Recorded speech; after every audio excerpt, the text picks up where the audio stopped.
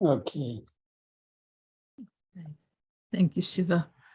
Thank you, everyone, for coming this evening for our Interfaith Forum, where we respectively try to learn something every week and have a good discussion. We're especially pleased that we have Dr. Penelope Taylor here tonight. I'll introduce her fully later, but she has agreed to do our acknowledgement of country to begin. Thank you. Thanks, Tracy. So I would just like to acknowledge the traditional custodians of the land that I'm speaking to you from tonight, the Gadigal people, and the traditional custodians of all the lands that everyone is joining from tonight, and to pay my respect to their elders past and present, and to acknowledge that I have the very lovely life that I have in this very beautiful land because of the forced sacrifices of the traditional custodians of this land.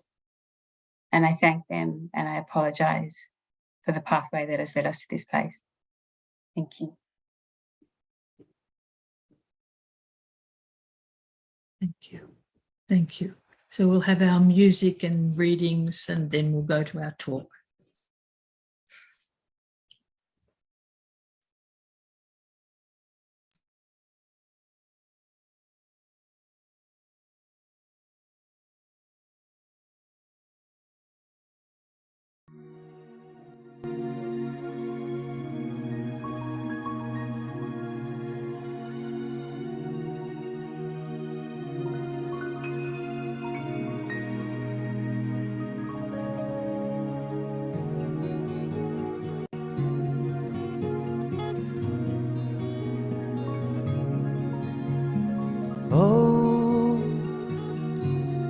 Oppressors on earth, withdraw your hands from tyranny, for I have pledged myself not to forgive any man's injustice. This is my covenant, which I have irrevocably decreed in the preserved tablet, and sealed it with my seal of glory. This is my covenant, which I have irrevocably decreed in the preserved tablet, and sealed it with my seal of glory, of glory, of glory, of glory, of glory. This is my covenant.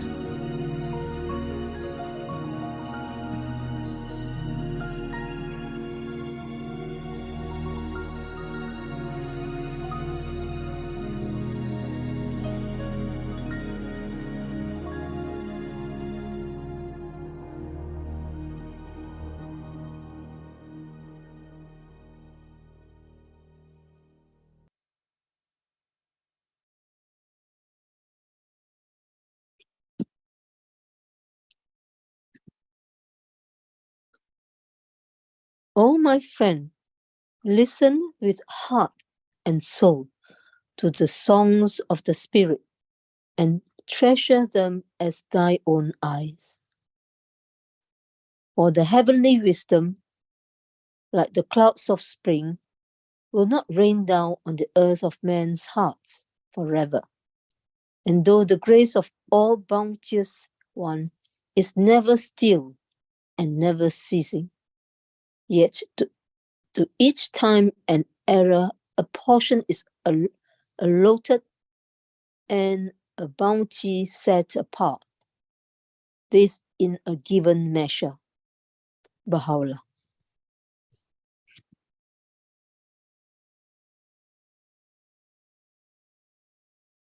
Listen, I tell thee, for thy comfort this.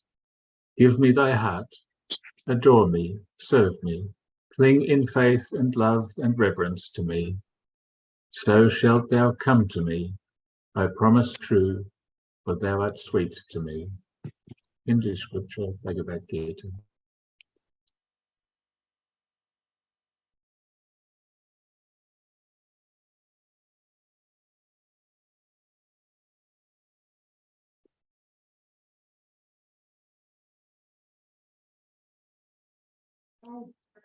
Let the wise listen and add to their learning, and let the discerning get guidance for understanding proverbs and parables, the sayings and riddles of the wise.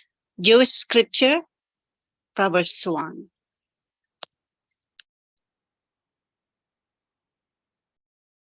Application and initiative nourish wealth, adornment and decoration nourish beauty, suitable activity nourishes health, good friendship nourishes ethical conduct, sense restraint nourishes the spiritual life, honesty nourishes friends, reciting nourishes learning, eagerness to listen and ask questions nourishes wisdom, commitment and reviewing nourish good qualities, right practice nourishes heaven.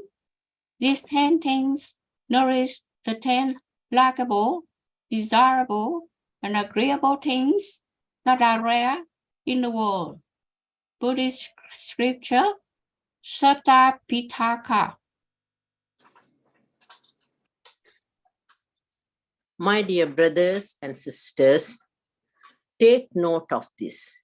Everyone should be quick to listen, slow to speak, and slow to become angry, because human anger does not produce the righteousness that God desires.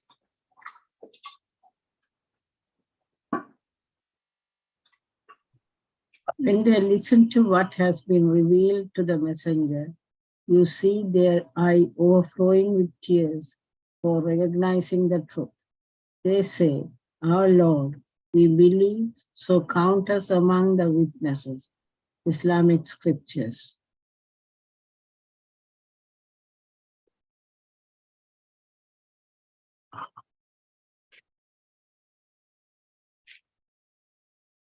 Hearken thou unto my call from the horizon of my prison, in the midst of mine adversaries. Verily, there is none other God but him, the ever forgiving, the most bountiful. He hath truly hearkened unto the divine verses, who riseth to perform that which befitteth him. Many other souls who have listened, but are not accounted by the Almighty as having heard. True listening consisteth in man's first perceiving with the ear of his spirit the call of the All-Merciful, and then remaining so steadfast in observing the divine precept and command that were he to witness from the peoples of the world, naught save denial, enmity, and rejection. He would in no wise be deflected from walking in the straight path of God. Well is it with them that attain. Baha'i Scriptures.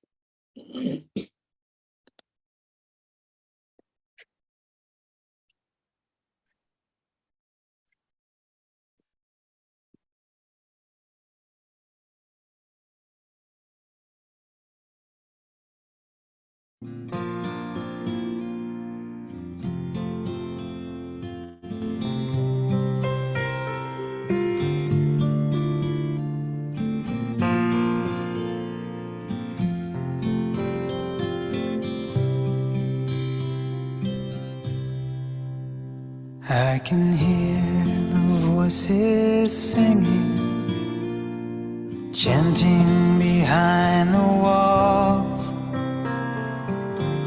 locked away in their prison cells, and they've done nothing at all.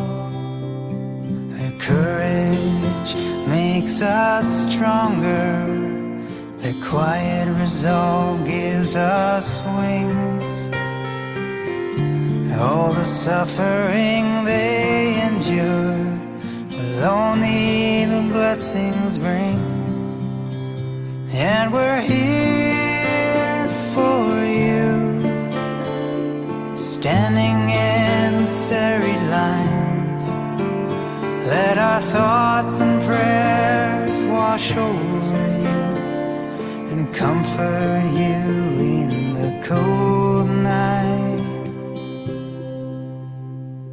The door is locked and the key is gone. Your loved ones cry out in pain. Where is the justice? Where is the law? Yet you patiently remain. Can you feel the millions of souls, your brothers and sisters in song? They cannot extinguish the light in our hearts. The fire of love's burning strong. And we're here for you, standing in serried lines. Let our thoughts and prayers wash over you and comfort you in the cold night. You can hear the sound of chanting, escape from her cell. A prayer for forgiveness. She's wishing her captors well. The prisoners of Tehran, their freedom denied. How we long for your release, when you can take back your lives.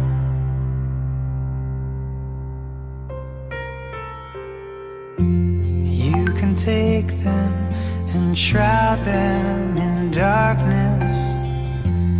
You can tear them away from their lives, but you will never break down the doors to their faithful hearts and minds. You can take them and shroud them in darkness.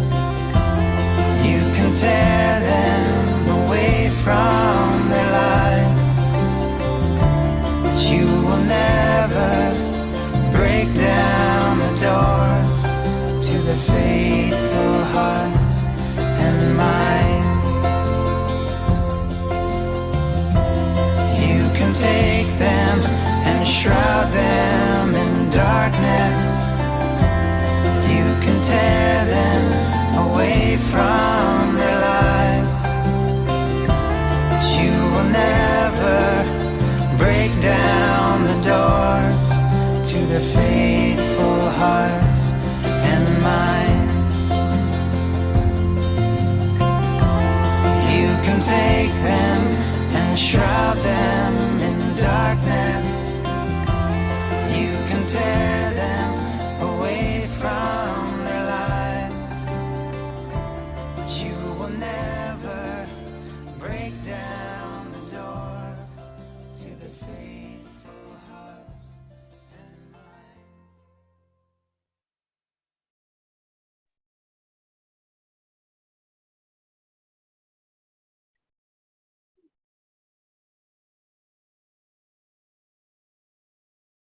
Thank you, everyone, for reading and listening. So now we have the great honour of having Dr. Penny Taylor speak to us tonight. She has a PhD in race relations, but she has I think, gained that PhD, not just in an office somewhere, but actually in real life, moving away from a corporate law career into human rights advocacy, and having many experiences in the Pacific and the Northern Territory. And I'm sure that in her topic tonight is reconciliation, what we think it is. We will learn great insights from her research that she helped set up, where the viewpoint of Aboriginal and Torres Strait Islanders is really being given the honour and validity to that it deserves in this country and has been long denied. So I'm really grateful that we can have this time and we can listen from someone who's well experienced. So thank you, and hand it over to you, Penelope, and afterwards we will have a time of discussion. Can I interrupt, Tracy? Just wanted to welcome and acknowledge the presence of Ethical Emily. I don't know whether she is from Europe. She was one of our speakers. When I was looking for Indigenous speakers to come and give a talk in our Interfaith Forum, I was searching on the website. Somehow I came across Ethical Emily. She was, put your hand up, Ethical Emily. She was talking about Auntie Ro. Auntie Ro is an Aboriginal elder in the Blue Mountains area. And it is when I was looking for the Indigenous speaker, I came across her blog, and then I contacted her and she came and gave a talk. So I'm happy that she's here with us today. Thank you.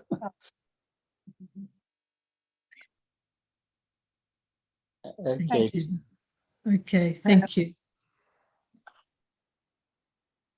Okay, thanks everyone. Emily, did I understand correctly? You're Indigenous, is that right? No. She is Indigenous, no. Oh, I an elder to the group. I connected with someone that Siva just mentioned in Australia. That's all. Okay, no, cool. That's good. I haven't been back since, so it's lovely to be here. Siva told me that you were going to be speaking, and so I just wanted to join. Thank you for coming. No, I just wanted to check because the way I speak, I would use a different kind of, I would talk about us as non-Indigenous people, but if there was a First Nations person in the room with us, I wouldn't assume that everyone was an us in the non-Indigenous group. That's all. That was all I wanted to clarify. Yeah. Okay, well, I will now share my screen, and I want to start by saying that I pulled together this slideshow to try and support my presentation about 20 minutes ago. And so towards the end, the slides get very thin on the ground because I ran out of time. So if the slides don't change over quickly, it's not because I've forgotten to change them. It's just that they don't exist. But I'm hoping it'll help support us as we move through the ideas. So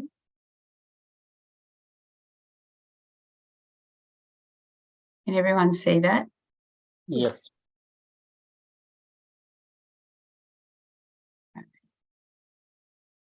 Oh, okay. So can you just see the slideshow, or are you looking at all the things I'm looking at as well with things on the screen? We're seeing what you see. Okay, that's not how it was meant to go. Just a second, let me try again. Why is it doing that? All right, well, how about I just leave it like that? Can you see it? I don't know why. I've practiced before. Just to play it from the beginning worked fine. It's okay. It's okay as it is now, or do you want me to press play?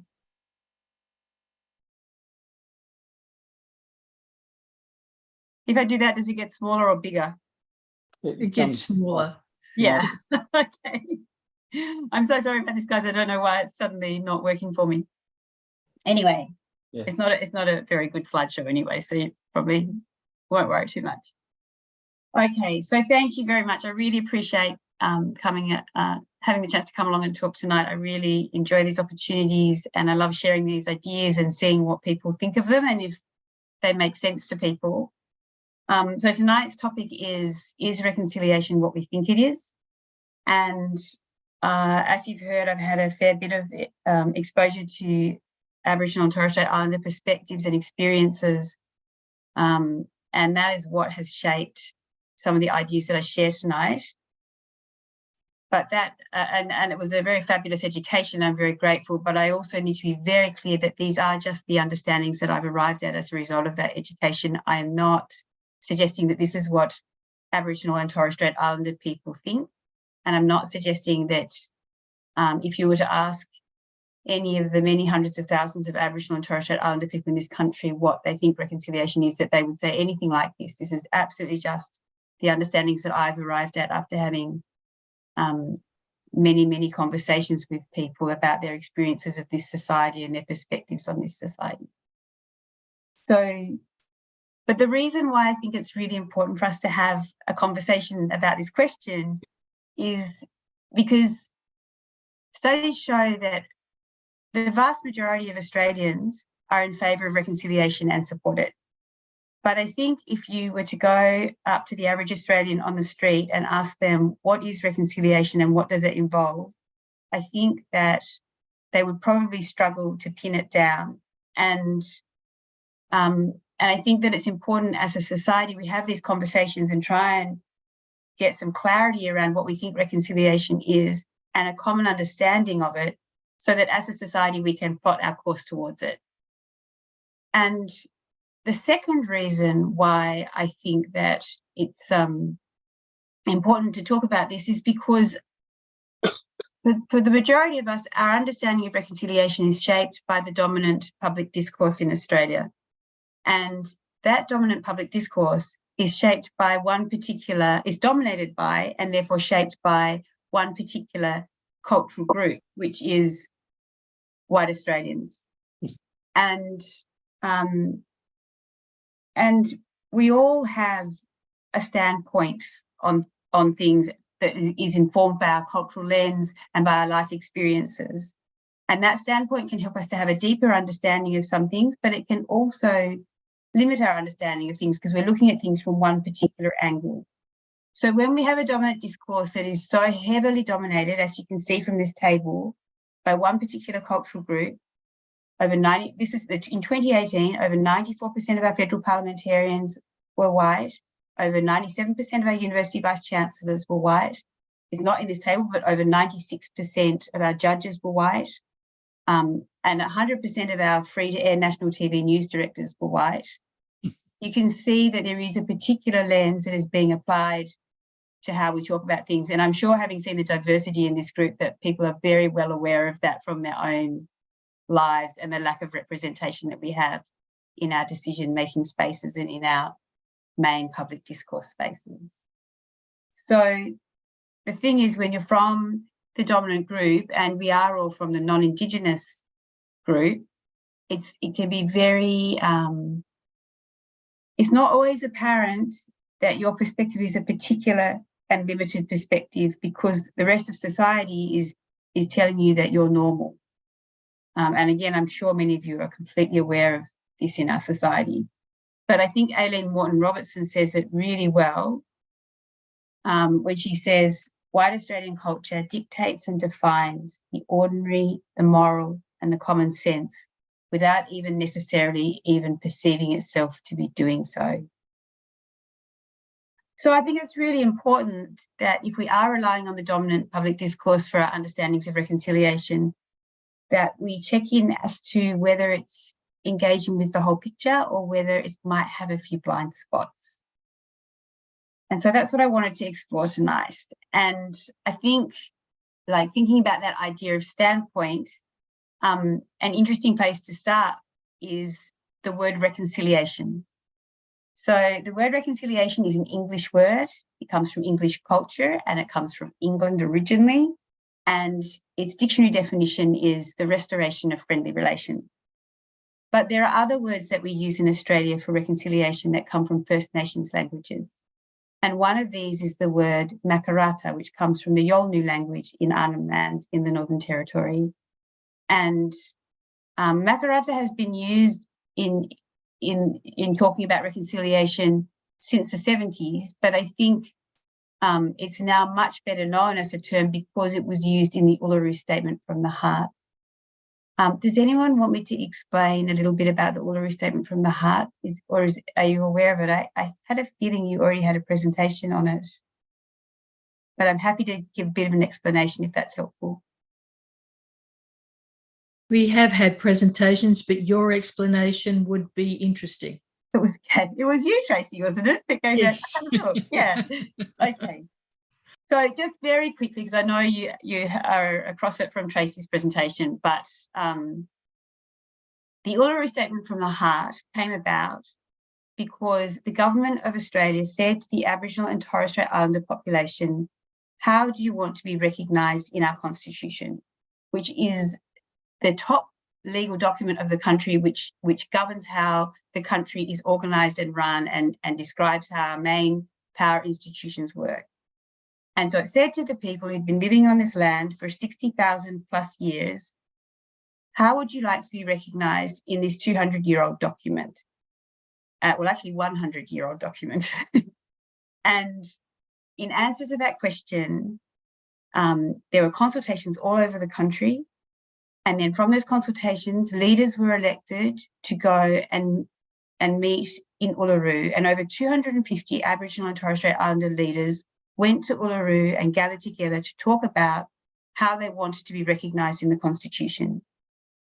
And the fruit of those consultations was the Uluru Statement from the Heart, which is a very beautiful and powerful document. It says lots of very important things and takes 5 minutes to read. So if you haven't read it, I encourage you to. But of the many important things that it says, it identifies 3 lines of action that Australians can take. The first of these is to establish a voice to Parliament and embed it in the Constitution, which I'm sure everyone has heard about at this point in time. The other 2 are to set up processes for treaty negotiations and to set up processes for truth-telling. And those processes were to be overseen by a Makarata Commission. And that's where Makarata appears in the Uluru Statement from the Heart. And Makarata means, in essence, the coming together after a struggle. But what it actually refers to is the justice process that enables the resolution of a conflict. And quite literally, what it's actually referring to is the spearing of someone's leg. And you spear someone's leg to temporarily disable them so that they can't do more harm until they've calmed down, to have a penalty and some bloodletting, and then the families come together and heal the injured person who's been speared. And that justice process is part of a greater process that enables the conflict to be resolved. So, you know, when you look at it, reconciliation and Makarata appear to be saying the same thing, but there's a subtle but profound difference. And that is the emphasis on justice. Because you can have reconciliation without the establishment of justice or just relations. It's not explicitly required, but Makarata is dependent on a justice process. And so it's quite an important difference. And so reconciliation is a gentler, more palatable term for some groups in the Australian population who find overt references to justice in this context a little bit confronting and challenging. But having said that, the bottom line is that both of these terms, where they're talking about the restoration of friendly relations or the coming together after a struggle, they're both talking about a process of unity building. And that's the bottom line of it. And I don't think it's controversial to say that true or lasting unity is dependent on a process of justice and the establishment of just relations. And social harmony that isn't based on justice is probably more accurately described as domination or submission rather than unity. And when we talk about reconciliation in this country, we aren't just talking about not fighting. We're talking about unity, aren't we? We're talking about a higher level of social cohesion and striving for a more beautiful relationship that is a form of unity. And that's what we're aspiring to when we talk about reconciliation. So in essence, both of these terms, Makarrata and reconciliation, are talking about justice at the end of the day. And I think a lot of Australians do accept that there is a justice prerequisite to or dimension of reconciliation. But then the question is, what constitutes justice in this society as it is now and at this point in history? And when you look at the dominant public discourse and how it talks about reconciliation, it does talk about justice. It talks about justice in a number of ways, and I will try and summarize it for you based on my observations. And I think it looks a little bit like this. I think the dominant discourse would say, on the whole, that when Australia was taken over by the British and they established it as their home, really bad things happened. And these things included massacres, rapes, slavery, stolen land, stolen children, stolen wages, and approximately 2 centuries of flagrantly racist laws and policies. And I think that it's accepted and understood by many people now that in order for justice to occur and healing to occur in this country, we need to acknowledge this dark past and we need to apologise for it. And there are also some in the dominant discourse who would say that reparations could be paid, or that some land should be given back to Aboriginal and Torres Strait Islander control. These are all things that I'm seeing in the dominant public discourse around justice. And then in addition to that, there is also an increasing understanding that because of these long-running injustices, Aboriginal and Torres Strait Islander people now occupy the lowest socioeconomic rung in this country. And so justice also requires that we do something about this, and we act to try to achieve some kind of socioeconomic parity or equality for Aboriginal and Torres Strait Islander people. So, and that's what closing the gap is. It's a striving for that socioeconomic equality, and it's also been referred to as practical reconciliation. So the question then is, does this constitute just relations? These 2 prongs of justice that are being talked about in the country at the moment. And we need to engage critically with this dominant public discourse because it is dominated by a particular group, as I've already said, white Australians, who have a particular standpoint and cultural lens. And also, so there may be limitations, but also because studies show that even with the very best of intentions, when human beings are assessing what is fair, we have a very strong tendency to have a bias towards what's in our self-interest. It's just a natural thing we do. It can be displaced, but that's what we tend to do unless we're corrected. So we have to ask, does this assessment in the dominant public discourse of what constitutes justice and just relations in this context and at this point in time overlook anything? Are there any blind spots? And when we look closely at these measures for justice, it's a bit suspect, because very conveniently, these measures for justice, which are all very important, and critical to the advancements of reconciliation. I'm not suggesting otherwise. But very conveniently, these particular justice measures don't seem to require anything from non-Indigenous people. They don't require us to change in any way. They ask, maybe they might cost a little bit of money, but that's it. They don't ask us to change ourselves, our institutions. There is no requirement for us to have any shift at all in business as usual in this country.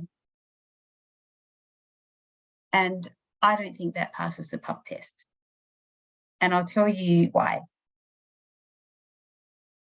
So if we travel back in time a little bit and think about how Australia, the nation, began, and what has shaped Australian society and its processes and its institutions and its people.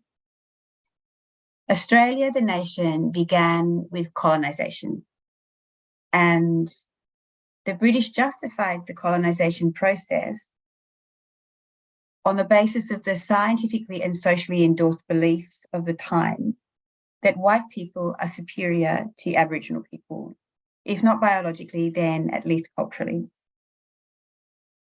They believed that white people and society represented the pinnacle of human evolution and that Aboriginal and Torres Strait Islander people represented its lowest rung. And so the British were entitled to take over Australia because they were going to make better use of it. And to the extent that Aboriginal and Torres Strait Islander people survived the colonisation process because they were expected to die out, but to the extent that they survived it, their lives would be improved because the British were going to civilise them and make them more like British people, and then they could have good lives too. And so all of the steps that were taken to build this new nation, the whole way Australia was set up as a society and as a nation, was based on this foundational premise that white Western systems, values, knowledge, and people are superior to Aboriginal systems, values, knowledge, and people. And of course, we look back at this blind arrogance and everything that came from it, and the ignorance of the colonizer mindset with total horror now. But the fact remains that if the whole of Australian society, including how it relates to Aboriginal people, has been built on the fundamentally unjust myth of white superiority and Black inferiority, surely justice is dependent on some kind of reordering and reshaping of Australian society. Otherwise, isn't what we're calling reconciliation just assimilation under another name? Aren't we just saying we are still going to control everything? Australia is still going to be run on white Western terms and white Western values, but Aboriginal people are welcome to join in. And so is this what we're calling reconciliation? Is this Makarata? And so where to from here? So if a greater degree of unity is our goal, and we accept that lasting unity is dependent on a resetting of the relationship to be more just, and justice is dependent on an examination and reimagining of our society, its attitudes and its understanding, and therefore change in the non-Indigenous population, how do we work out what needs to change and how to change it? And can this transformation even take place within our current systems and processes, which are structured around white Western cultural values and priorities and dominated by one particular cultural group? And a consideration in all of this is how colonised our own minds are. Most people in Australia have grown up in a society where white Western cultural dominance is completely normal, We're talking about Aboriginal people and communities as deficient and failing is completely normal. Where public policy discourse that talks about helping Aboriginal people catch up to the rest of us is completely normal. Where no one is talking about how mainstream Australia needs to catch up with Aboriginal people's knowledge and ways of being in the world. Where it's widely assumed that non-Indigenous people will build Aboriginal capacity for a good life, not that Aboriginal people might build our capacity for a good life or help us to address some of our cultural weaknesses. And it's so normal, we can't even see the injustice and the racism in our public discourse and in our own mindsets. And we look back in horror, but we retain the colonizer mindset. We are still having the same conversations about Aboriginal and Torres Strait Islander people in this country that we were having 200 years ago. It's just not with a shotgun. But you know who can see this injustice very clearly? It's Aboriginal and Torres Strait Islander people, because when you are subject to an injustice, you see how it operates very clearly. And in my experience, Aboriginal and Torres Strait Islander people see very clearly how Australian society works and does not work, how many Australian people think about them or don't think about them. And many of them are able to articulate very clearly some of what needs to change in this society for relations in Australia to be more just. So these were the ideas that I wanted to share with you tonight. And you may not accept all of them, and we can talk about that.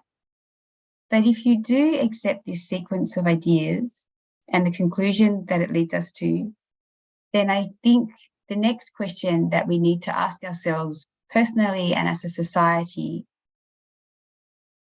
if we want to achieve the just relations on which true reconciliation is dependent, is what are the qualities, attitudes and capacities we need to develop in this society and in ourselves to be able to have the truly equal conversations we need to have with Aboriginal and Torres Strait Islander peoples? And what structures do we need to put in place that can support these conversations in an ongoing way? Thank you.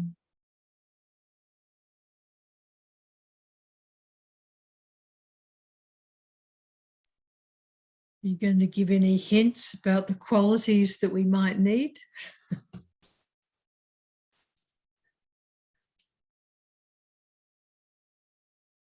That's my first question. What quality? Well, thank you for your talk. But then it's prompted, what qualities are you suggesting that, is it the more listening? Is it the, do you have some hints, other hints? And I suppose also just, I know that I talk very fast. I've been told a million times, and I try and slow down, but I just get carried away. So if there was anything in that wasn't clear either, please also ask. I don't think there are ever any dumb questions, particularly around a topic like this that is so important. Like when we're talking about justice, like it's good to just all be clear. And so if something didn't make sense or it sounded like, oh, that's a, I'm not sure I agree with that. Like this is a safe space to have that conversation. But then, thank you, Sandy. But then also I think, yeah, as Tracy is asking that question about what kinds of structures can we build in this society that will help us to be able to have conversations with each other, and what kind of qualities do we need to grow in ourselves? And I think just to share a little from my journey, like it's this ongoing journey, like it never ends, right? And when you have grown up, particularly me, I'm white Australian, I'm so privileged in every part of my life. Like I've always just assumed the way I think is normal. And one of the things, the qualities that to develop, apart from humility being a big one, and listening, as Tracy said, so key, because often in my culture, it's really common to listen in order to be able to speak, as opposed to just listen. And but one of the things was I really had to learn to, what's the word for it? When you just give someone the benefit of the doubt when they're telling you something, and you don't filter it out and go, no, that's not right. That can't be true. No, that doesn't fit. Like, to let that just go away and just sit with what they're saying and assume that it's true. Like, that has been a big quality I've had to learn in myself, especially being trained as a lawyer, where all day you just go right, wrong, yes, no, in, out.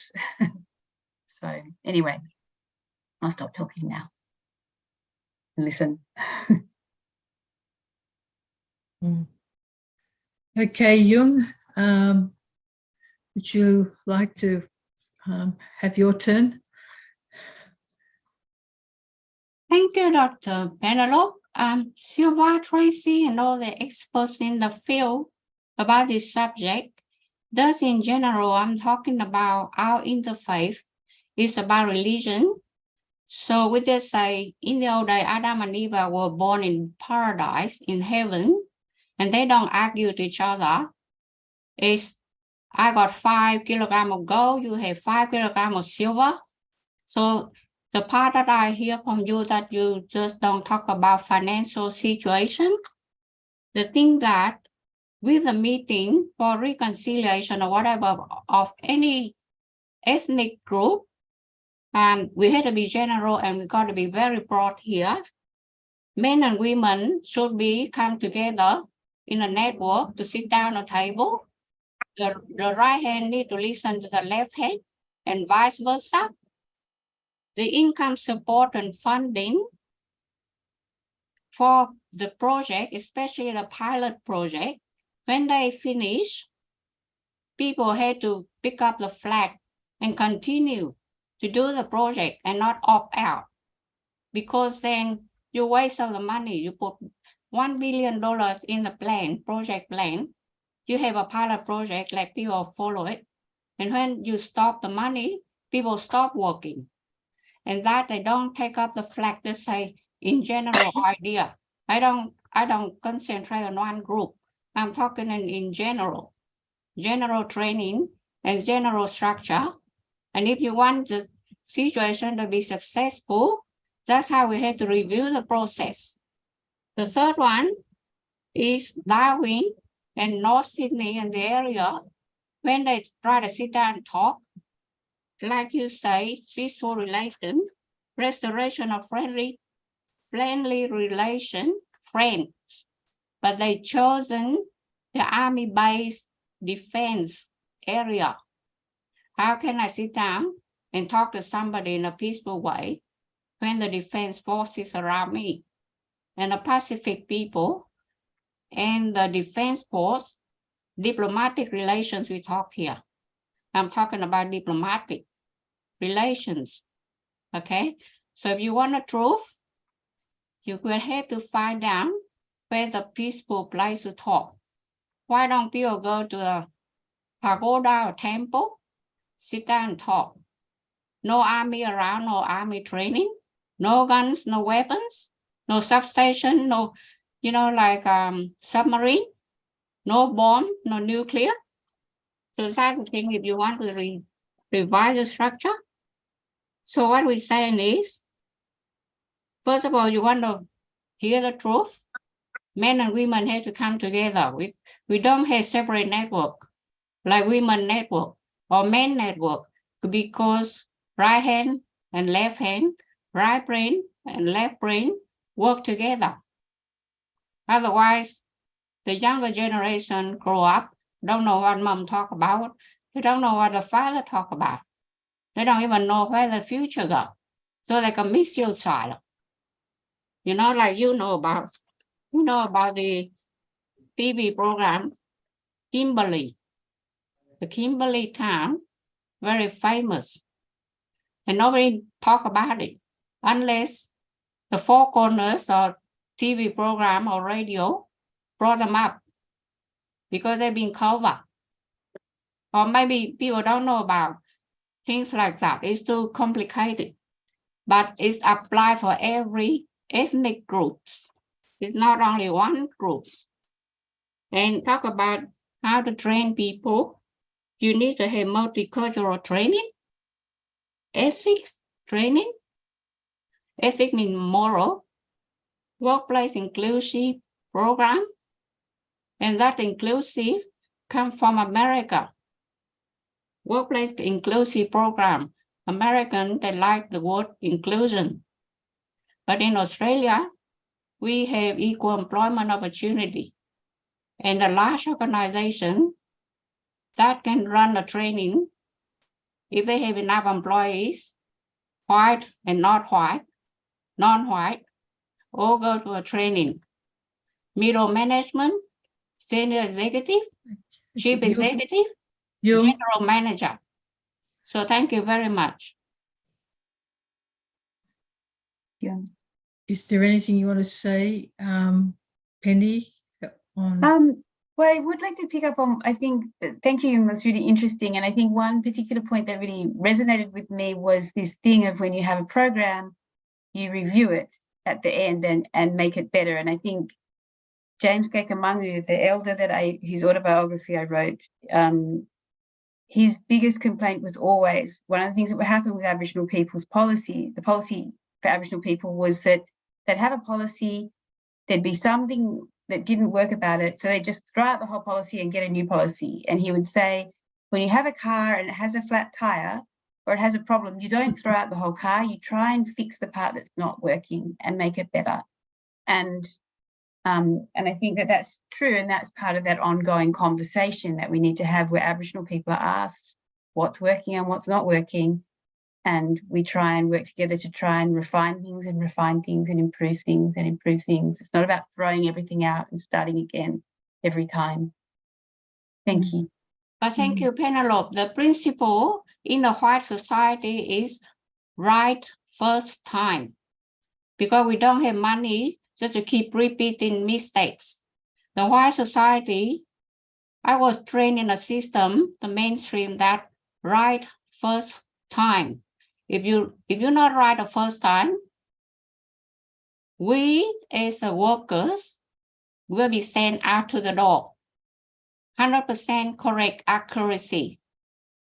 Target will be 100%. So if people can pick up the flag, and they can do it.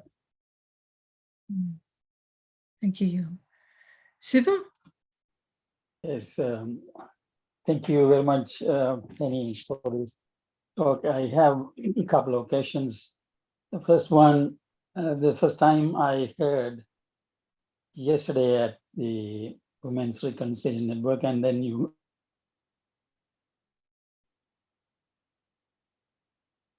frozen. Mentioned today. We didn't hear some of what you said. You froze for a second. Okay. Can you hear me now? Yeah. Yeah, the first time I heard that the Uluru statement was as a result of government asking the indigenous people how they want to change. When was that? How did it happen? That was my first question. When did the government ask the indigenous people to come up with something?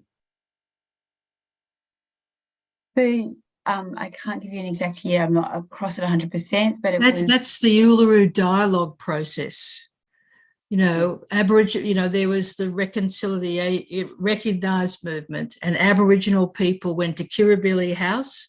Then they set up the referendum council, and then they had the Uluru dialogues around the country, and then they chose the delegates to go to Uluru to find out what the collective consensus would be about how to be recognised. And I think thanks, Tracy. And I think a really important part of it is to understand that when they were asked, when the government said to Aboriginal people a few years ago, tell us how you'd like to be recognised. It was a bipartisan government. It's not that one government did it and one government didn't do it. It was like both Labor and Liberal agreed that this is a good process. So the whole government was behind it and said, please tell us. I didn't know if you were asking because you were wondering who was in power, but it didn't matter who was in power. It was just a whole of government movement. Yeah. Yes. Okay. And I thought it was Indigenous people on their own gathered together and came up with this and demanded this, but it is actually the government wanted them to tell them what they want. The other Well, question, like Tracy said, after a huge amount of lobbying to be taken seriously. Yes, and that was in 1995. One of the last things that ATSIC actually asked for was to be recognised in the Constitution. They felt that they needed that type of stability, but no one in government at that stage was willing to recognise that they needed to have stability. And soon after, that's when ATSIC was dissolved. And that's another whole saga. But that was in the last century. They actually asked for it. one more question, and I will let others. Emily also wants to ask a question, then I'll come back. The Makarata was a term that is used. Many people didn't understand, but now you said that coming together after a struggle. Now, in this process, how much consultation, because as a Baha'i, we are asked that we have to promote consultation as a means of making decisions. And I believe even in this big issue of indigenous issues, there should be consultation. How much consultation is of this Makarata process? I don't know. How much consultation does it require? Oh, is it there? Is it part of that? Is consultation, is it there in the Makarata? Oh, I don't know a lot about the broader picture around what leads to the moment of the spearing, but I think it is, there is a broader picture around it. Mm-hmm. Yeah, I think consultation is a really important point, isn't it? Like, it's such a critical process for any good decision making. And I think that's one of the unfortunate things that we're seeing in our society now, is we could be having a very beautiful consultation about whether embedding enshrining a voice in the Constitution is a good idea or not. And there is a discussion to be had around that. It's a valid conversation to be having.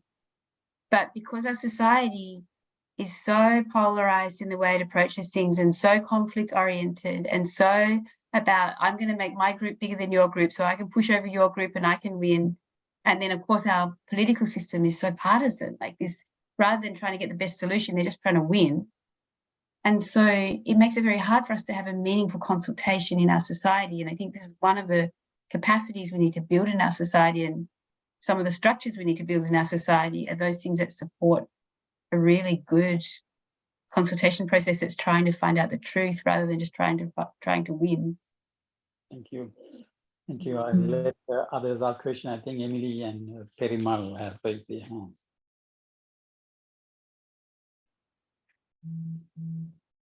Emily? Yeah? Emily? Okay. I loved your talk. That was amazing. Really interesting. I studied anthropology about 30 years ago, and I laugh at it because what I noticed was during my studies is how what they teach us, how we critical thinking or looking at other cultures, and it makes me laugh. We don't look at our own.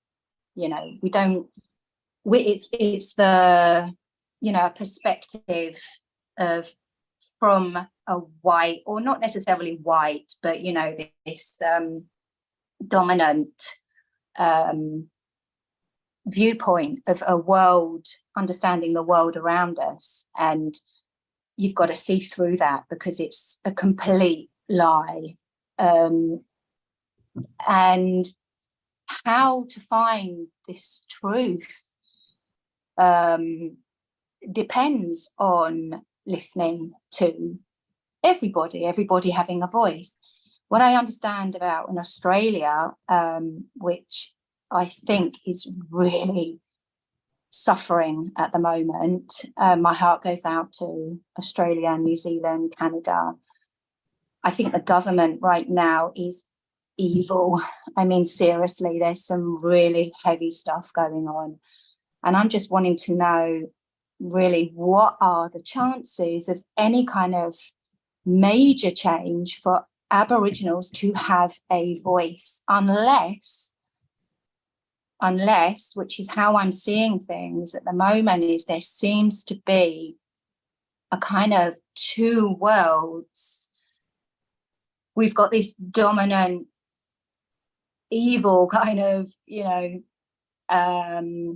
clause on everything, which has to be seen through. We have to see that it is basically dark. So is there any possibility that Aboriginals of Australia are able to build this kind of their strengths, their voice, without the government? I don't know if that's really possible. I know, you've got to have laws to make changes within societies, but structure and institutions in societies can be changed by the people. If there's grassroots people working in healing and holistic, forget the medicine, forget, the farmer and all of this, and the educational system, which is basically mind control. This is why you say, a lot of a percentage of Australians think the way they think is because of their education. Is there any way that the Aboriginal people can build any future on their own, if you know what I mean? So it's a long-winded question. I think it's a really good question, and I think what's interesting about it is that we can zoom in or we can zoom out, and I think both achieve different insights. But one of the things about zooming out is that regardless of how Aboriginal people are currently treated in this country and whether our institutions have the capacity to be able to deliver justice the way they are now, the bottom line is that the world is in complete crisis on so many fronts, and the underlying principles that will enable justice for Aboriginal people are the same underlying principles that will resolve all of those crises. And sooner or later, humanity is going to be desperately looking for solutions, and we're going to have to let go of this mindset that white Western culture and technology is the pinnacle of human evolution, and we're going to have to start looking at some of the solutions that are available from other cultures and other social systems. And it's not to romanticize any one particular system or to demonize the white Western system, but there are strengths and weaknesses in any, and there's this very big imbalance that has gone on in the world at the moment. And as the world hurdles towards climate change and mass extinction and resource scarcity and massive refugee population movements, all these things we're trying to grapple with, at the end of the day, we have to recognize that the only way forward is to recognize that we're one, and that by finding a way to really live that, which is sort of what I was talking about, and what you're talking about as well, is saying, we have to let go of this thing, this dominance thing, and talk to each other. That's the only way we're going to solve it. Unless and until our unity is established as a planet, we're not going to solve any problems, really. And it's the same with the First Nations population. I'm not convinced that them withdrawing from society is the answer, but I'm also convinced that the way society is set up at the moment, they can't show their wisdom and knowledge effectively in the way we're engaging with each other at the moment. Yeah. I don't know if that really answers directly what you were saying, but I sort of touched on a few themes. Yeah, no, it does. It's more maybe idealistic or conceptual ideas rather than, you know, something, you know, more physical, you know, that can actually have to make changes. I mean, obviously through education. But the thing is, Indigenous people really want to work with what the government and what you've got right now. Do they really? Is it, you know, do they really want to have to deal with?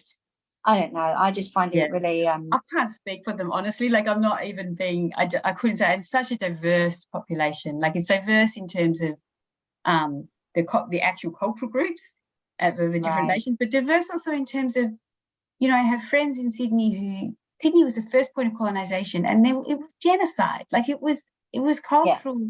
There is still cultural threads alive, but so much has been ripped from people. But then I go and I hang out with James Kakamangu in Darwin, and English is his fourth language, and he's telling me how Nara law can resolve the problems in our legal system and in the Western legal system, and it's all very, you know, there's a huge diversity.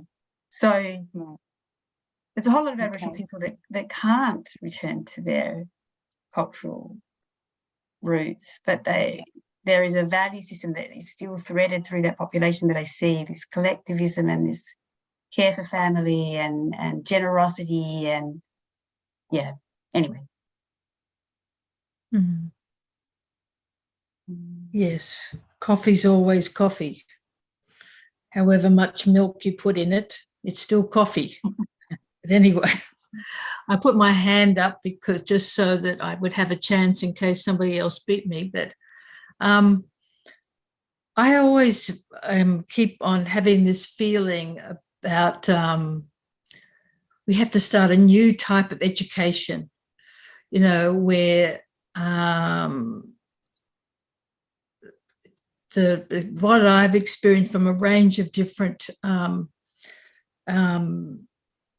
Aboriginal and Torres Strait Islander people, there are quite unique cultures, but there's this theme of the spiritual, and that that we are one. You know, they don't, it's sort of, you know, that it's just, even if I don't like you, if you're on my country, I'm responsible for you. I'm, you know, obliged to take care of you. But there's this whole thing of we could have a whole revival from Western culture realizing that materialism has brought us to a wall. And we need that spirituality, which is practical though, you know, which Indigenous cultures have, and that a type of education of people who are practicing culture could actually, you know, like an immersive education of learning how to live on country in relationship to all the elements, in relationship to the other people around us, in such a way that to reignite something which is in the universal soul. Everyone wants meaning in their life. Everyone wants connection. We all have a spirit, whether you call it some, you know, you might have different labels for it, but there is that hunger. You know, I've encountered people who have had an immersive experience and said that 2 weeks changed my life. They could come back to be able to have something ignite that wherever we are living, that we actually connect to those trees and that air and water and those people, and we honor them. You know, we just sort of get out of our headspace and get into the space of real relationship. And we really actually start a new type of education industry, you know, in this country. And, you know, a whole, you know, we've got all this other unemployment. We could start a whole new, it's like the rangers, you know, in the northern parts, you know, they're taking care of country, but they could teach people how to take care of country with them, and then back home, how do we take care of country? But anyway, do you have any thoughts on that? No, it sounds wonderful. I was just reflecting while you were talking about the other side of that, which is not, I think it sounds wonderful. And this is not at all any kind of countering. It's just like a continuing of the thought process of the capacities we need to build in ourselves to be able to engage in that education even. Because I know I've had experiences where I've sat with elders and they've been trying to tell me something and I can't hear it, and then finally I get it and I feel so embarrassed because it took them so long to get through to me, but they're sitting with me and sitting with me and sitting with me in different ways, not explaining it over and over again, but waiting for me to get it. And I think that coming back to that listening and that humility, and that's going to be all part of that kind of education experience being effective too, isn't it? That we really can't wait for someone to hand something to us on a plate. We've got to work on ourselves all the way along and develop those spiritual qualities that all the religions talk about. I mean, really, that's what it comes back to again at the end of the day, is recognizing our spiritual, that we're noble beings and we need to rise to that nobility constantly. Anyway, thanks, Tracy. Very inspiring. Siva, you're muted. Yes, yeah, you asked what are the qualities and attitudes we should have, and I think Perimal put it in the chat box. You read it, that we had to consider we are all one. Yeah. Inherent oneness of humanity should be uppermost in our minds. The God, I mean, most of us who believe in a God who created us, and we are created in his image, that is the soul, and it has potentially all the good qualities.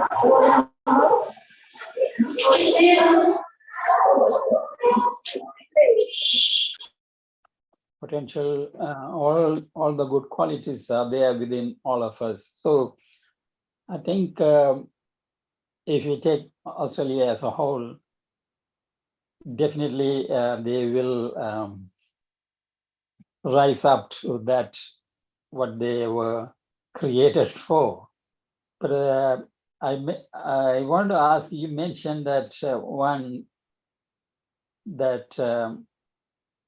instead of indigenous people catching up with the mainstream, it should be the other way about. What are some of the things that we have to catch up with indigenous people?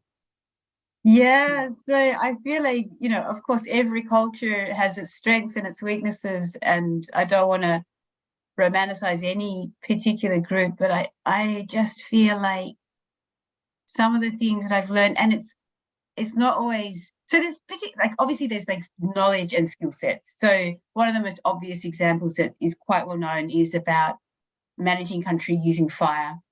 And it's there's this brilliant book called Fire Country, which just spells out that how nuanced and deep that knowledge is. It's not, and how much it heals country, and instead we go out and burn fire breaks, and then like we do this stuff that's so violent and so like feed the country junk food. And so there's this incredible wisdom about land management and stuff like that, for example.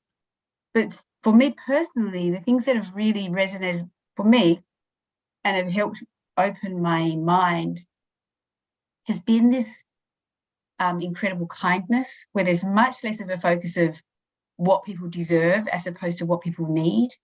And my experience consistently in the Aboriginal community has been that if someone needs something, then it's given to them. It's not about whether they deserve it or whether they've done the right thing or the wrong thing, and they've caused, you know, in Western mindset, it's very individualistic, and we're like, well, you made your bed, you can lie in it.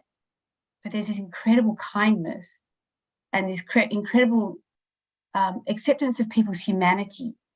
And there's also these different concepts of what matters in a given moment. And, you know, again, I've realized how task-oriented Western society is. We like to tick things off lists and get to the goal as quickly as possible. And I feel like there's a much more relationship-oriented dimension in what I see in some of my dealings with people that is so, you're allowed to be human. And it's so beautiful. And if you're very tired and stressed, then you can stop. And it's okay. And the deadline can shift. And everyone can make it work a different way. And I think a really good way of summing that up is this concept of time. And I suddenly realized one day that the difference was, for me, that in Western society, everyone needs to be there when it's time to start. And my experience in Aboriginal communities was you start when everyone's there. And so there's a balance there, isn't there? Like sometimes you have to get things done, and sometimes you have to accommodate and make sure everyone's included. And that balance we have to work out. But we're so far down one end of the spectrum in our society, we don't tolerate humanity and people's human needs and what feeds their spirit as much. So there's just a few ideas, but obviously there's so much more out there. Can I ask another question, Tracy? You can do anything you like, Siva. You mentioned also that the reconciliation as it is now is assimilation in another form. Did you mention that? Yeah, yes. Yes. Now, of course, just to recap, probably you have mentioned what it has to be for a true reconciliation, what has to happen? Well, I think probably my answer to that is that, and Emily's probably going to hate this because it's theoretical again, but what it is that as a society, I think we have this assumption that colonization was an event that's finished and it happened and it's over, and it's not over. Like every day we're colonizing this country. And so we think reconciliation is an event that happens and then it's done and ticked off and then everything's resolved and we can all just move forward. And so what I was trying to say was, no, reconciliation is this big conversation where people have to be willing to then act on what comes out of that conversation. But that conversation has to be had in good faith and everyone has to be equal in that conversation. And I think White Australia is like, yeah, we'll do reconciliation if we do it on, and then we imagine what we think it'll be, and then we invite Aboriginal people to sign off on that, rather than it being an actual really deep collaboration about what's actually best for our society. And maybe what's best for our society is something utterly unlike what it is now. And oh yeah. Yeah. And so reconciliation is like it's not an event, it's this big conversation that we have to find a way to be able to engage as equals, because it's hard because of the way we think and because of our structures. And we need to have that conversation on and on and on, and then act on what we discover in that conversation and put it in place. And it's consultation. It's consultation at a grand level is what I think reconciliation is. Thank you. If I may add another, because in consultation, Abdul Baha gives some prerequisites for consultation. And the first one he mentioned is the purity of motive. Purity of motive and radiance of spirit and patience in long suffering and the servitude to the threshold of God. Now, the first important thing was that purity of motive. I think if we all had this conversation with the pure motive, the process of reconciliation will go in the right direction, I suppose. Yes, thank you. And I think Jung has raised her hand. Yeah, just before, you know, one auntie used to tell us all the time, you know, we're trying to build bridges. We're trying to build bridges. She didn't like the word reconciliation. She said we were never friendly. Why should we use the word reconciliation? You know, but we are, she, you know, really loved to come and teach us and sing with us and, you know, be kind to us, you know, building bridges. And just with that point you just made then, Siva, about patience and the prerequisite in the Makarata process, you actually have to choose the people who can negotiate, and they have to have certain character qualities. If someone is very hot-tempered, they're disqualified. Wow. If they can't sit there and be able to complete the process and control themselves and their emotions and them, and not have the ability to actually meet in good faith, in honesty, the other people, and have the desire to actually bring that coming together, then they're not allowed to be part of it. So it's actually a selection process. If there's been a tribes that have had some conflict, then it was actually, you know, choosing those who could talk, and also choosing those who would throw the spear, and choose. And if afterwards the person's family and the person who threw it had to actually mend the injury and look after the person to really affirm we have a collective future together. We're not trying to do this to separate more. We're actually trying to find a way that we can live together better. Mhm. So there, you know, it's actually a lot of deep philosophical parameters around that Makarata process, and respect, and that how can we walk together after this are paramount. Thank you. Mm. Jung and ethical Emily has raised their hands. I won't be long. Yeah. Thank you very much. I won't be long. I said, if we don't want people to get like, you know, hype up, then we have to choose a correct place for conciliation and consultation and assimilation. We got, you know, when we talk in a peaceful environment, then you have peaceful people to talk, and so they don't not scared of the police or show they're gonna grab them. So that's one thing.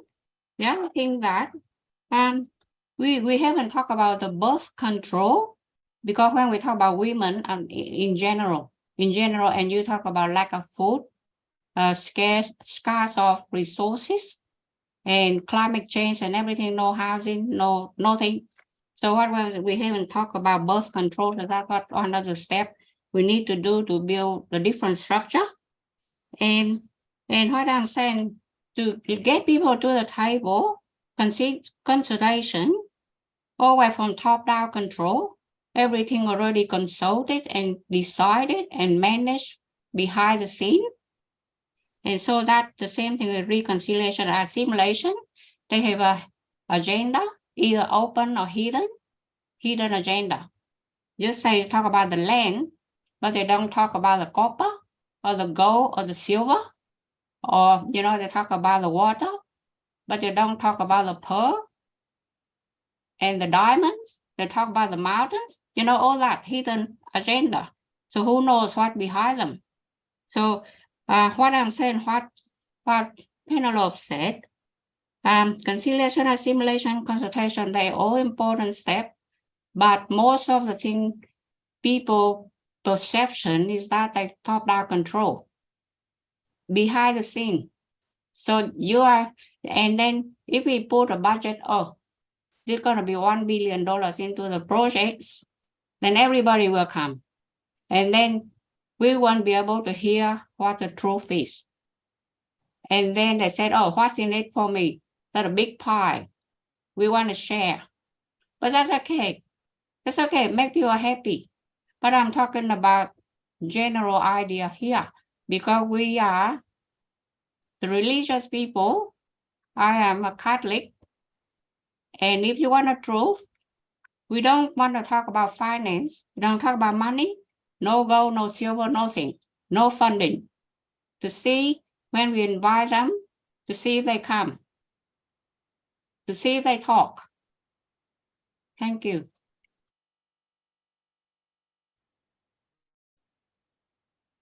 Okay, thank you. Emily. Yeah, I just wanted to, because I have to go now, I wanted to say thank you very much, and that spiritual growth from every single person within who it's possible, because I don't believe it's possible within everybody to have spiritual growth. I think we're all on different, it's everyone's journey, but there is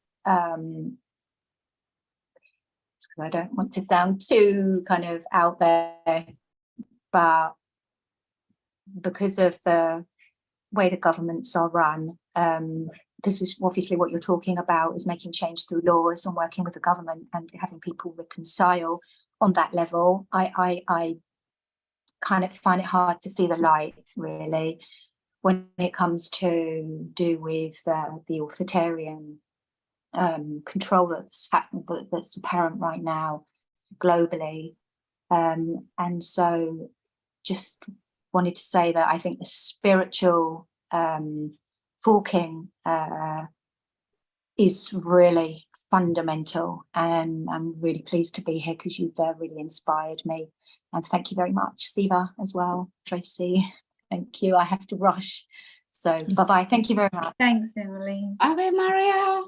Thank you, Emily. Bye-bye. Bye. Now, is there anyone that has been having this sitting on their hand? Now's your chance. Oh, Colin. Look, I had a lot of very wise comments and questions, but everyone came up with them. The main one being that it seems to be a spiritual revolution which is needed in spiritual perception. And these things happen starting at the grassroots, which means basically starting with me. I know in other, these blind spots are very interesting. I used to think, well, I can go blind spots, and some, I did an arts degree, and Donald Horn was the lecturer, and so I was awakened to all these injustices in society. And then I talked to some women who I respected, and they said women aren't equal yet. And I said, really? And so I studied philosophical study of women, and it turned out they were right. And then there was a community college course run by the local Indigenous people in La Perouse and around Sydney. That was very enlightening in the eastern suburbs. So there's lots of little things we can do to try and awaken ourselves.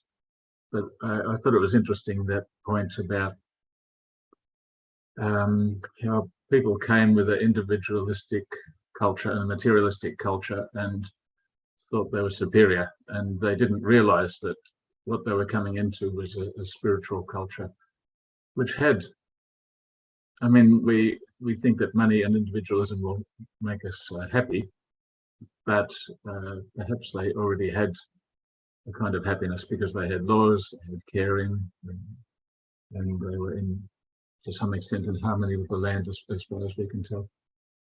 And now, if we wake up, we might realize that they've got the exact qualities and cultures that the world needs now, because our culture is not working so well.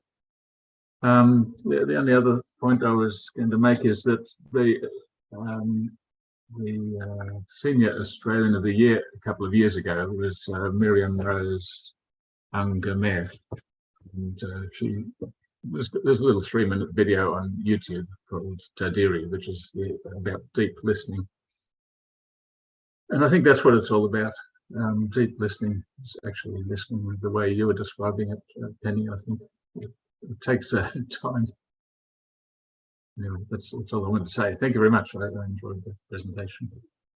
Thanks, Colin. What you're actually saying was reminding me of when I was doing some interview. Like, so we did this big project asking Aboriginal people what they thought about white Western culture and people and race relations. And so I sat with all of these people. We did 180 interviews over the course of the project. And I was sitting with this woman, and you find different ways to talk about things. You're not always asking directly, what do you think? Like, you find different ways. And we're sitting in this part of Darwin that's a very wealthy part of Darwin. It's right on the water, because we were sitting there to be near the water.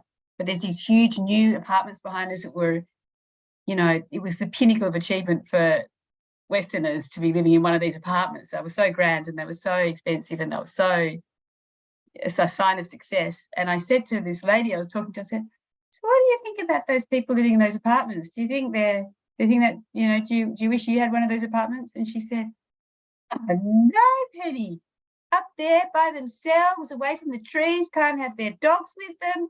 Well, it must be like you're living in a little box. Like, it was this whole other. And meanwhile, the people in those apartments were probably feeling sorry for her, saying, oh, she's got nothing, you know, like, you know, if only she could be more like us and she could have this too. So it's such a good point. Yeah. Yes.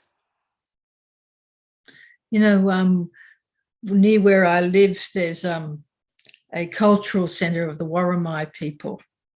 And we went there recently, and they, so they've got a map with all the old names of Port Stephens on it, and he took us through some of the history. But then they have this super high-tech 2 areas. One area has got a little, like an old humpy that's made out of the paper bark, and but it's in a video type of thing. It's sort of a structure, but it's animated by your senses coming up to it. And in the animation, it invites you to come and eat some mullet fish, which is the local fish, you know. Oh, you know, and so the voice comes out, oh, welcome, come and eat with us, you know, of course we're cooking on the fire. And then you move from that area, and then the senses start up, and there's, you know, beautiful landscapes, like all the walls, you know, have got this multi-video, audio, you know, presentation of all the beautiful nature around. And he said, yeah, there's many of our elders and older people, they've got disabilities and they can't see country anymore. So they're using the technology to look after the older ones, or to anyone, even younger ones that have got a disability. So it's how you use the technology. Is it there and it separates us, or do we use it to, you know, tell the story and, you know, allow people who can't get out there to have that feeling of, you feel like you could hear the waves, it's all coming there. And it's really that marriage of the old and the new, enabling good human caring to take place. So it's not a matter of chucking, you know, we need the different elements, but it's which one dominates, you know, do the relationships and the consensus, are they there, you know, in the center? Anyway. Yes, spot on. So does anyone, Vasantha, Yin, Zora, Marina? Robert, Sandy, Pina, Akshaya? here from Paramal? Okay.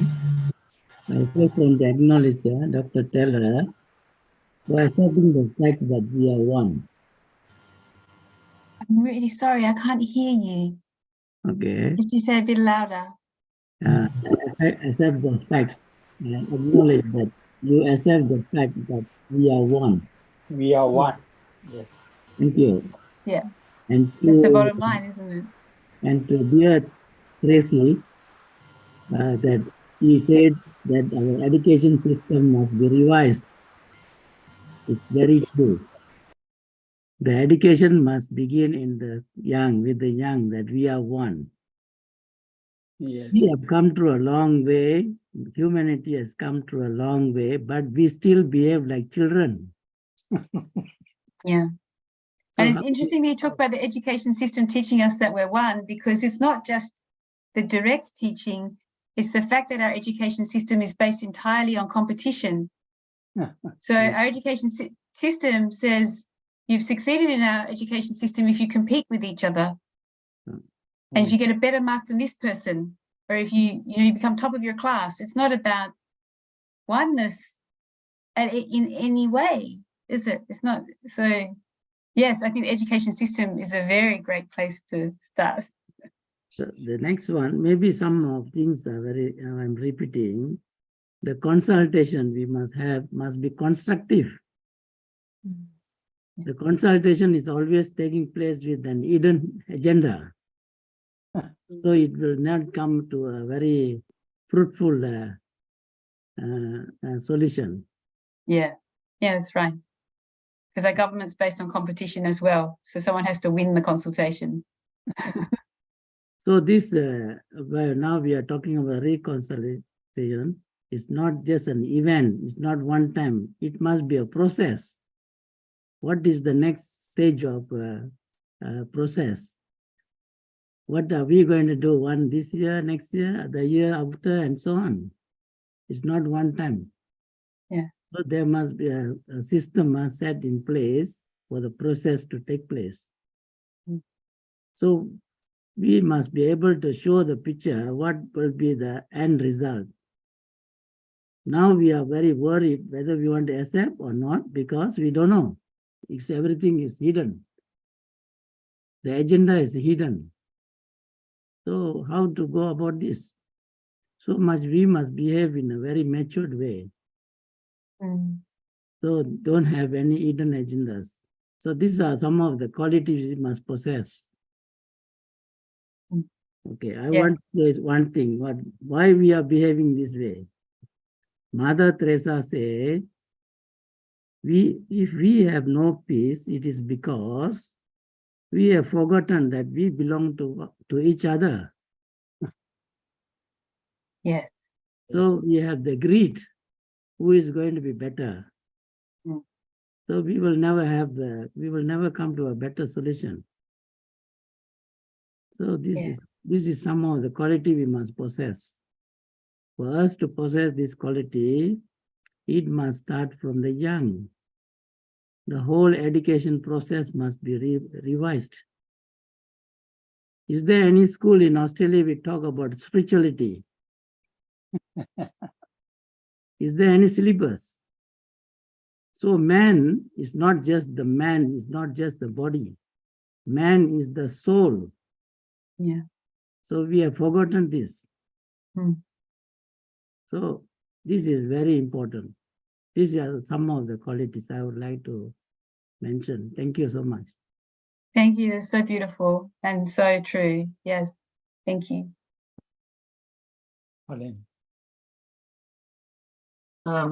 Yes, some of my far and few rare experiences, but also peak experiences in my life have been encounters with Aboriginal people in Redfern, Griffith, Western Australia. And there were three things I feel like I've picked up very slowly, but it seemed to be important. One is, you mentioned already, Penny, about punctuality is a value for me, but not necessarily in other cultures. And so we have to be aware of this difference in value of how we organise our time and so forth. And that worked really well in a meeting in Onslow where we were supposed to start at 9 a.m. and even the people organising it had travelled the weekend before for 10 hours to make sure everyone knew 9 a.m. here everyone happy? Everything good? Yes.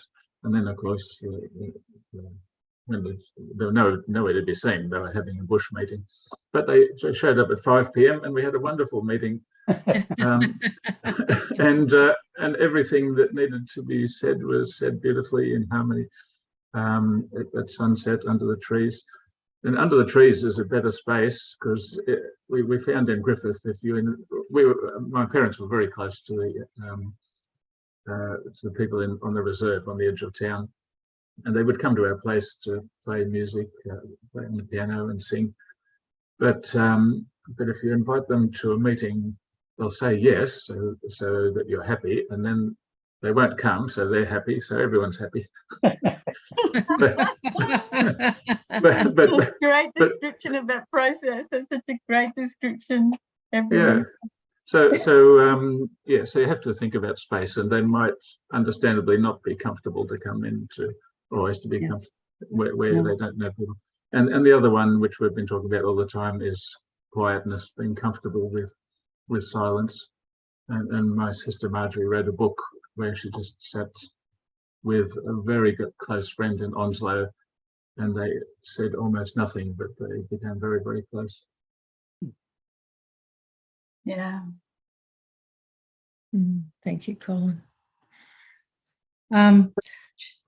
We're running out of time, Jung, so very you're the last one, and then Penny will say whatever her final words are for us. Oh, thank you, Penelope. I just want to let you know that I enjoy training the Aboriginal people on the computer. When the computer started coming to the workplace, it's about 1983 onwards. And they're very friendly, very smart. Turn up to the training room. Hello, Jung. And very friendly. And we learn computer all day long. So we, develop harmony and understanding, and, understanding, especially we had to train them very fast so they can catch up with the workforce and workload because everybody got a target to complete.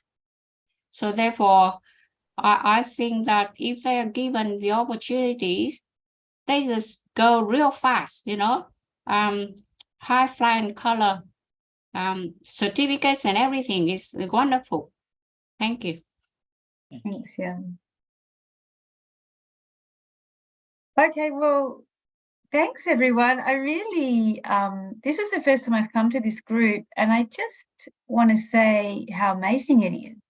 Like, it's so, I give presentations in different spaces for different reasons, and often people, they want to listen, but that's, then they take it away or do whatever. But here it's such a rich conversation, and from so many different ideas and insights, and it's a really special space. And I feel really quite sincerely, like I'm not just being polite at the end of my talk. I feel really humbled by it. And